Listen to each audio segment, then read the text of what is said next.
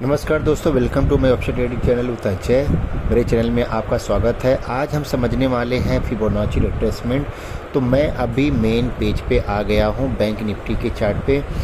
तो अभी आप देख सकते हैं ये आज का मार्केट रहा और फिबोनाची रिट्रेसमेंट कैसे आपको लगाना होता है और कैसे इजीली आप आइडेंटिफाई कर सकते हैं कि मार्केट का ट्रेंड तो है ही, प्लस मार्केट कितना ऊपर जाएगा या तो कितना नीचे जाएगा। तो ये रहा। अब मैंने अभी लेफ्ट में मैंने क्लिक किया तो आप देखेंगे फर्स्ट पे ही फिर रिट्रेसमेंट आ गया।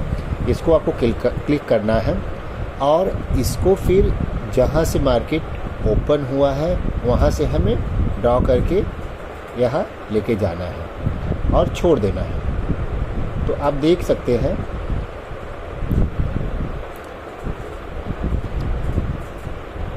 ये रहा।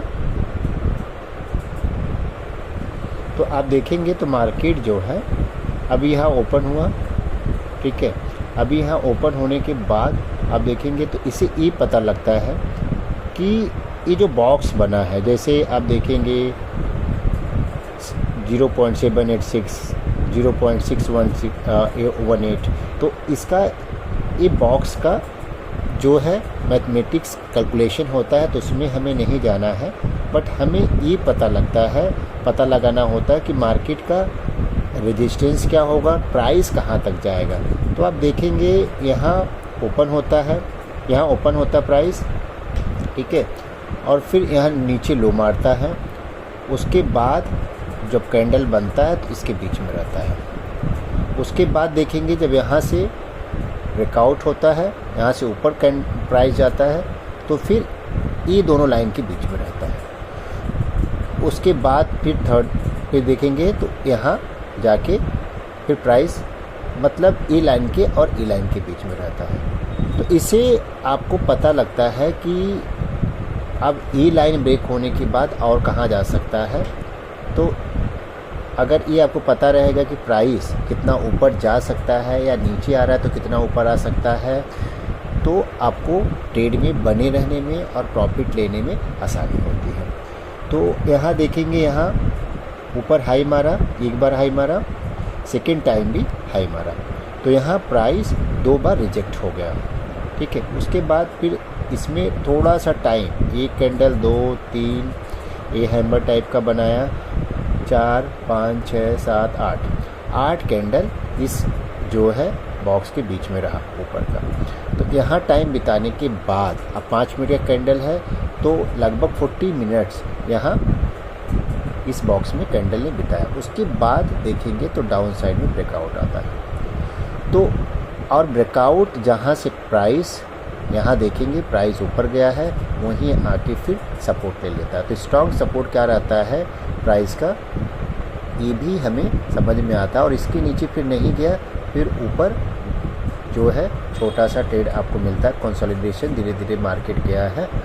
तो एक बॉक्स से दूसरे बॉक्स में कैसा जाता है, तो ये भी पता लगता है फिबोनाची रिट्रेसमेंट से। काफ़ी लोग यूज़ करते हैं और इससे रेजिस्टेंस और सपोर्ट का पता लगता है।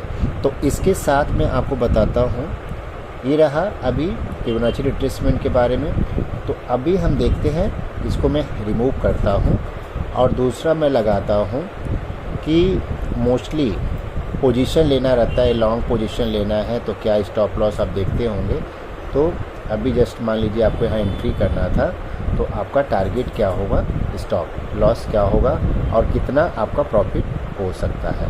मान लीजिए आपने यहाँ अपने ट्रेड में एंट्री लिया क्योंकि यहाँ से मोमेंटम आता है, तो ये लॉन्ग पोजीशन के लिए है। तो आपका एवरेज क्या होता है, आपने ये कैंडल पे आपने लिया क्योंकि यहाँ कंसोलिडेटेड मार्केट हुआ और आपने यहाँ एंट्री लिया, तो आपका स्टॉप लॉस अराउंड जो है अमाउंट 750 का हो गया। और ऊपर देखेंगे तो आपको कितने 3.52 का रिस्क एंड रिवॉर्ड रेशियो आया। तो ये रहा, ये मोस्टली ट्रेडर लोग यूज़ करते हैं और अगर आप तक यूज़ नहीं करें तो आप भी यूज़ कीजिए, क्योंकि कैलकुलेशन आइडिया में लग जाता है कि आपको कहाँ निकलना है और आपका टारगेट क्या रहेगा। आप हमेशा सुनते हैं कि रिस्क एंड रिवॉर्ड रेशियो कितना होना चाहिए, 1:2 होना चाहिए। अगर आप 1000 रुपया का रिस्क ले रहे हैं तो आपका मिनिमम प्रॉफिट कितना होना चाहिए, 2000 होना चाहिए।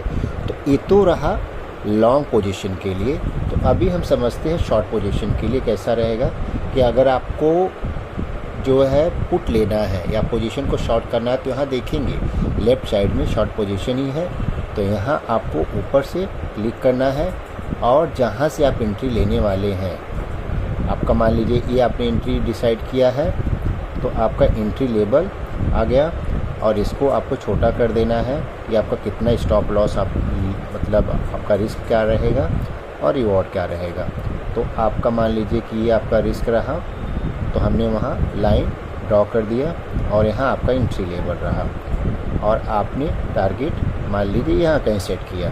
तो आप देखेंगे तो 3:, यहाँ भी 3 का रेशियो है, 3.31 का। तो अगर आप देखेंगे यहाँ भी अच्छा आपको रेशियो मिलता है, यहाँ भी रेशियो मिलता है। तो ये रहा शॉर्ट पोजीशन के लिए, मतलब अगर आप पुट बाई करते हैं।